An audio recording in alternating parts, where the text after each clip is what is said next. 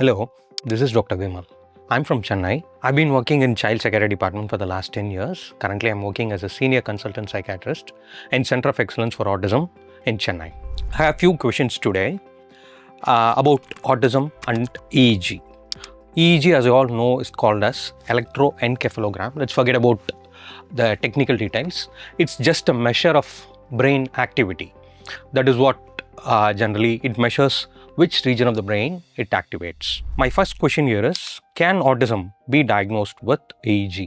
No, autism cannot be diagnosed with EEG alone. Essentially, autism is a clinical diagnosis. By that I mean a pediatrician, specifically a developmental pediatrician or a child psychiatrist, will observe the child, usually for 20 minutes, 30 minutes, sometimes even up to an hour, and then will form an opinion which will be then confirmed by a clinical psychologist who will measure various aspects of the child's performance like verbal measures, non-verbal measures, what we call as intelligence, and sometimes we can use some rating scales which will decide how much the severe the autism is. So what autism can be diagnosed only by means of a clinical evaluation, observing the child, taking the history from the parents and taking sometimes history from the teachers and other important people in the people who interact with the child, not by EEG or any other laboratory test. So the second question is, can EEG be normal in a child with autism? Yes. As like with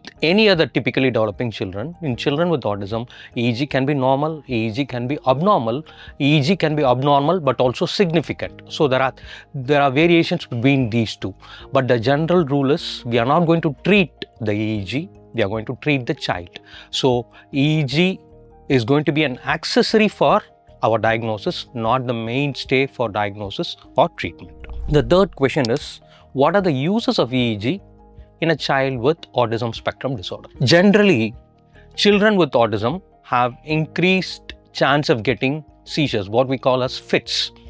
Suppose a child with autism develops a fits, then a doctor will immediately order for multitude of tests. It can be due to low sugars, it can be sometimes due to increased temperature such as fever, it can be due to infections, and one of which is the pediatrician or the treating neurologist can order an EEG.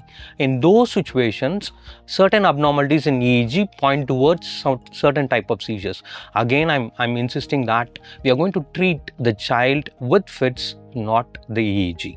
So for a parent, EEG is just one of the other tool which can aid in the diagnosis, but it's not going to be a primary diagnostic or confirmatory tool. The fourth question will come here is, should every child with autism have an EEG done? Absolutely not.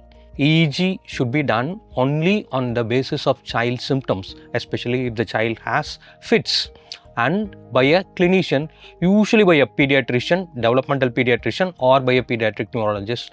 And it is also useful only in these conditions, otherwise it is not useful for the diagnosis of autism. Having said all these things, how to make a diagnosis of autism?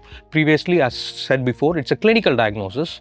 History will be taken by the parents, from the teachers, child will be observed, and there will be a multitude of therapists who will involve in the diagnosis of autism. For example, a speech and language pathologist will assess the language abilities of the child, how the child is able to comprehend the language, how the child is able to speak the language in appropriate social situations. Whereas an occupational therapist is going to look at fine motor abilities of the child, whether the child is able to hold the pencil, whether the child is able to button, whether the child is able to tie the lace. So occupational therapist, speech therapist, in some cases special education, in some cases behavior therapist, along with the pediatrician and the psychiatrist and clinical psychologist. This is going to be a multidisciplinary team approach to make a diagnosis of autism, not with EEG. Hopefully this has cleared you some aspects of EEG and autism. Thank you for giving me this opportunity. I thank India Autism Center for giving me this opportunity to speak to you. Thank you.